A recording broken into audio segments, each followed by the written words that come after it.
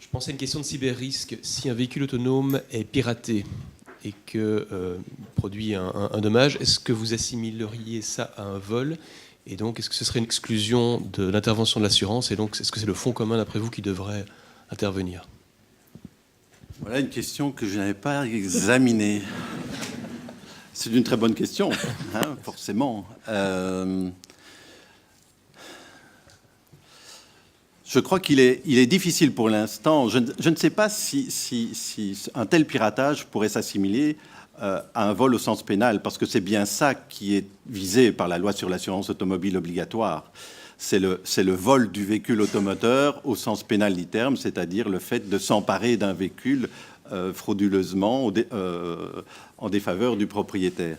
Donc, juridiquement, aujourd'hui, je dirais a priori non, mais peut-être qu'une évolution est nécessaire dans ce contexte. Merci. Une autre question? Monsieur Lazzaro, le collègue Lazzaro. Merci.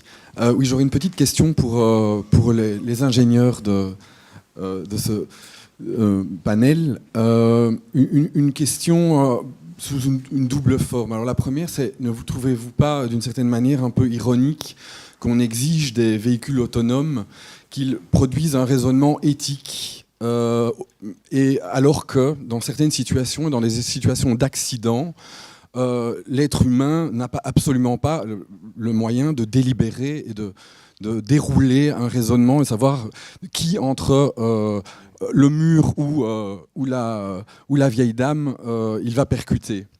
Alors ça, c'est une première réflexion. Une deuxième réflexion, c'est que certains ingénieurs, par rapport à cette délibération impossible, en fait, imaginent qu'on pourrait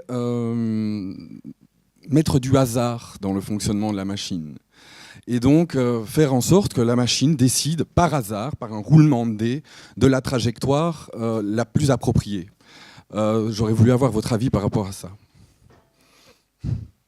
Est-ce que c'est faisable techniquement déjà, cette idée de hasard? Et d'un point de vue éthique, évidemment, ça pose plusieurs questions délicates.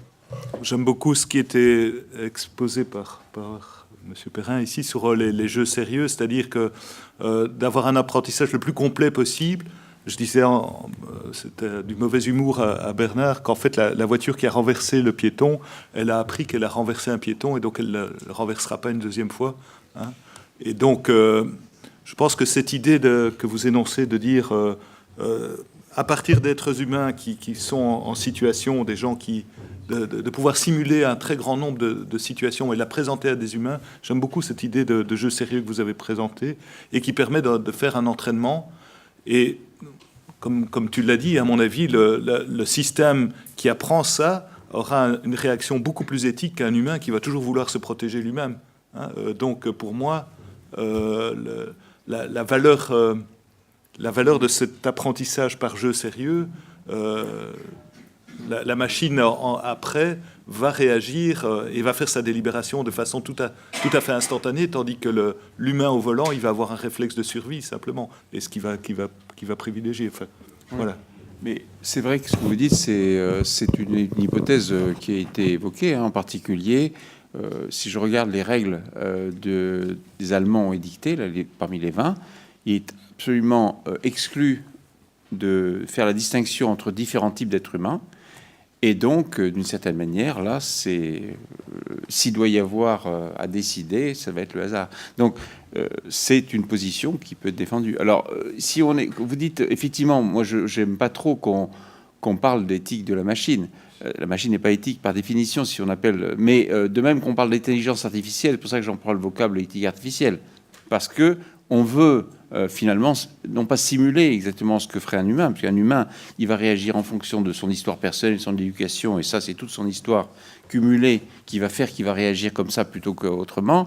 Et puis, c'est aussi son état émotionnel du moment. Donc, il y a plein de facteurs qui entrent en jeu dans la décision qu'on prend à un moment donné, surtout dans une situation extrême, qui ne peuvent pas être ce que va faire la machine. La machine, elle va être par définition, elle n'aura pas d'état émotionnel.